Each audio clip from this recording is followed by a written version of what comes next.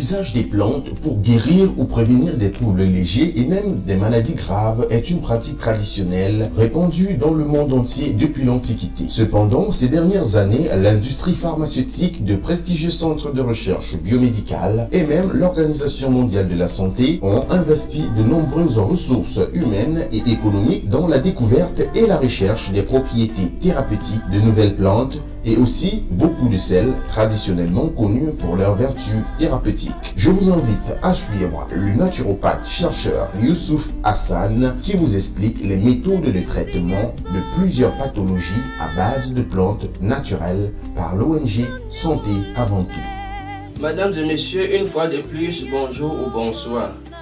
Aujourd'hui, nous allons encore insister sur deux maladies, le chlamydia et la varicocèle bilatérale. Pourquoi ces maladies-là? Ces maladies-là créent des énormes problèmes de santé et beaucoup de gens ne connaissent pas. Le chlamydia, c'est une infection sexuellement transmissible la plus répandue. Cette maladie est souvent très mal diagnostiquée parce que la majorité des personnes qui sont infectées par le chlamydia, eux, ne présentent aucun symptôme.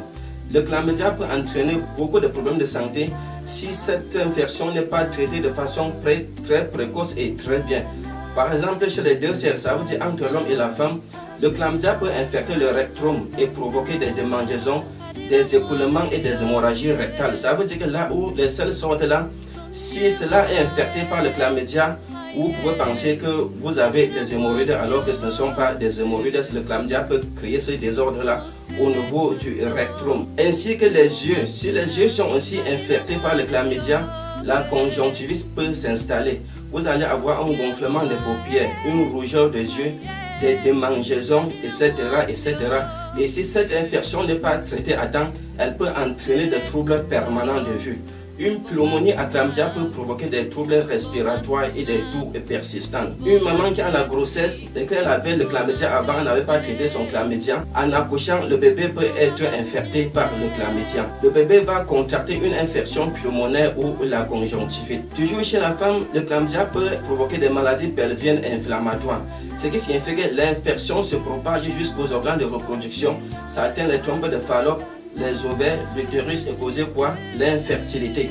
Accroître les risques de grossesse extra-utérine, des accouchements prématurés et être responsable des douleurs pelviennes chroniques. Chez la femme, toujours, le chlamydia débute généralement au niveau du col de l'utérus, bien que les symptômes soient là, très rares.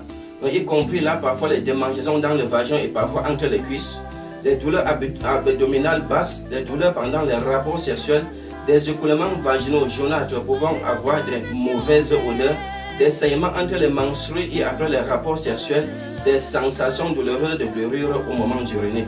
Le chlamydia peut créer une salpingite chez la femme, une infection très grave qui peut endommager les organes de reproduction.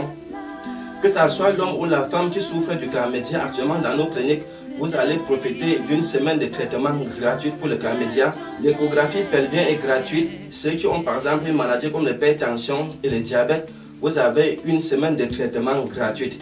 Et chez l'homme aussi, le chlamydia peut créer ce qu'on appelle la nécrospermie, ce qui est égal à un pourcentage de spermatozoïdes morts à plus de 50%.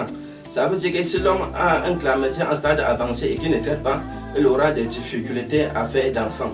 Toujours chez l'homme, le chlamydia peut se traduire par une inflammation de la prostate ou des testicules pouvant entraîner quoi? L'infertilité. Le chlamydia provoque des brûlures urinaires, des écoulements troublés, plus ou moins purulents, des écoulements provenant du pénis, généralement blanchâtres ou jaunâtres.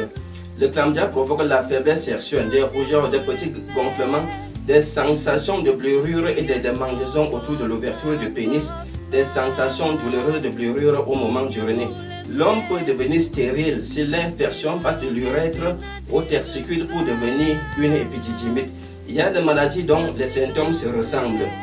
Par exemple, comme quoi la varicocèle bilatérale en est la cause principale du problème de stérilité chez les hommes à nos jours. La varicocèle bilatérale. C'est une maladie, ça fait partie des malformations. Beaucoup naissent avec ça. Ils grandissent avec ça sans savoir. La varicocèle, c'est une dilatation des veines de cordon spermatique situées dans les bourses au-dessus et autour de chaque testicule. Cette dilatation est la conséquence d'un mauvais fonctionnement des valves situées dans les veines. Le sang ne parvient plus à remonter le long des veines pour rejoindre les veines les plus importantes.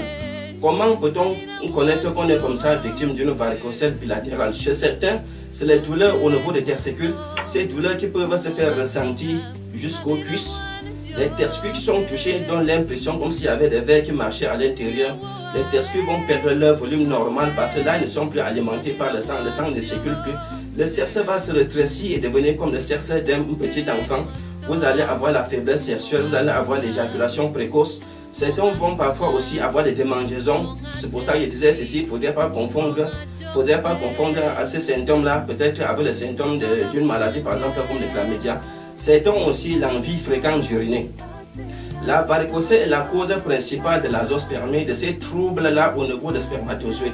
Ce qui fait que si vous n'avez pas la chance de rencontrer un bon médecin qui va bien vous consulter, bien diagnostiquer votre maladie, vous allez traiter l'azospermie pendant des années et des années. Vous n'allez jamais être satisfait. Nous, on a eu beaucoup de cas, ils sont déjà des centaines, qui sont venus vers nous avec les examens. Je souffre de l'azospermie, mais après plusieurs vérifications, on s'en rend compte qu'ils souffraient d'une varicocèle bilatérale.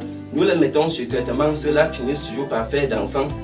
Donc, il ne faudrait pas confondre les symptômes de certaines maladies. Je disais ceci, la varicocèle bilatérale en est la cause principale des troubles au niveau des spermatozoïdes chez les hommes à nos jours-ci. Beaucoup n'arrivent pas à faire d'enfants à cause de la varicocèle bilatérale. Et nous traitons cette maladie, la varicocèle bilatérale, correctement et très bien avec les plantes naturelles. Je disais ceci, que ceux qui souffrent de chlamydia, que ce soit l'homme ou la femme, quand vous arrivez actuellement dans notre clinique, vous allez bénéficier d'une semaine de traitement gratuite. L'échographie pelvienne est gratuite. Ceux qui souffrent de l'hypertension et du diabète, ils ont une semaine de traitement gratuite.